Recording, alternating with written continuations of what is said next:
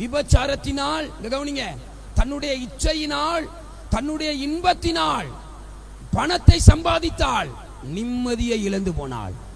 இந்த தெருவில் இந்த சத்தியத்தை கேட்கிற சகோதரா சகோதரியே, பாவம் உன்னை நிம்மதியா வாழ விடாது. நீ செய்கிற பாவம் உன்னை அறுத்து கொண்டே இருக்கும். அது எந்த பாவமா இருந்தாலும் சரி, இயேசு உன்னோடு கூட பேசுகிறார். நீ குடிகாரனா இருந்தாலும், வேசி கள்ளனா இருந்தாலும், நீ எப்பேற்பட்ட பாவியா இருந்தாலும், கொலைகாரனா இருந்தாலும், என் இயேசு இன்னைக்கு உன்னை தேடி வந்திருக்கிறார். நீ தேடுகிற நிம்மதியை இயேசு தர முடியும். ஏனால் பாவம் உன் வாழ்க்கையில் இருக்கிற நிம்மதியை கெடுக்கும். அல்லேலூயா. இயேசு கொடுக்கிற இரண்டாவது, கவனிமா, இயேசுவின் ரத்தம் கொடுக்கிற இரண்டாவது சமாதானம் தெரியுமா? பரிசுத்தம். கையை வைத்து அல்லேலூயா சொல்லுங்க. பக்கத்தில் கை கொடுத்து சொல்லுங்க, ஆரோக்கியம், பரிசுத்தம். இதை இயேசுவின் ரத்தம் தரும். அல்லேலூயா. இந்த சத்தத்தை கேட்கிற யாரா இருந்தாலும் சரி, ஆண்டவர் இன்னைக்கு உங்க கூட பேசிக்கிட்டு இருக்கிறாரு. பாவத்தை விட்டு, பாவம் இருக்கிற வரையிலும் உன் வாழ்க்கையில நிம்மதி இருக்காது. வெளியில நீ நல்லா இருக்கலாம், நல்லா இருக்கலாம். இந்த பெண் நல்லா தான் இருந்தா, இவளுக்கு என்ன குறை? பரிமள தைலம் கொண்டு வரா, ஏகப்பட்ட பணம், ஆனா நிம்மதி இல்லை.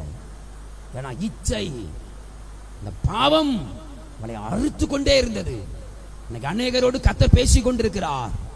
பாவத்தை விட்டு இயேசுவின் ரத்தம் சகல பாவங்களையும் நீக்கி நம்மை சுத்திகரிக்கும். எங்க பாவம் உங்களுக்கு மட்டும் நிம்மதியை கெடுக்காது, குடும்பத்தில் இருக்க நிம்மதியை கெடுத்துரும்.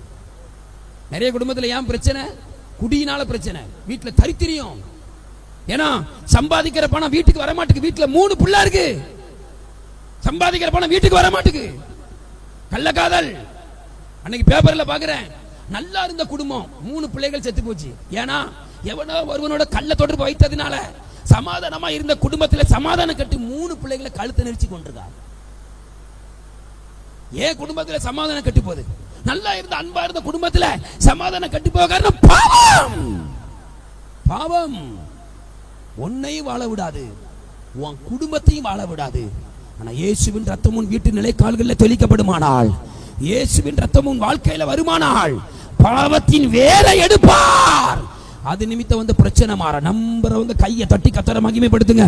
ஆமென். இயேசுவின் ரத்தம் கொடுக்கிற அந்த சமாதானம், கையை தட்டி இயேசுவின் நாமத்தினால கையை தட்டுகிற பிள்ளைகளுடைய வாழ்க்கையில இயேசுவின் ரத்தம் தெளிக்கப்படட்டும், இயேசுவின் ரத்தம் தெளிக்கப்படட்டும். நல்ல கைதடி ஸ்தோத்திரம் பண்ணுங்க. இந்த எல்கை முழுவதும் எல்லா பாவத்தின் வல்லமாய், எல்லா பாவத்தின் வல்லமாய், எல்லா அசுத்தத்தின் வல்லமாய், சமாதானத்தை கெடுத்த, குடும்பத்தின் சமாதானத்தை கெடுத்த எல்லா சத்துருவின் பாவக்கிரியாய் வேரோடு வெளியேறட்டும். ஹல்லேலூயா.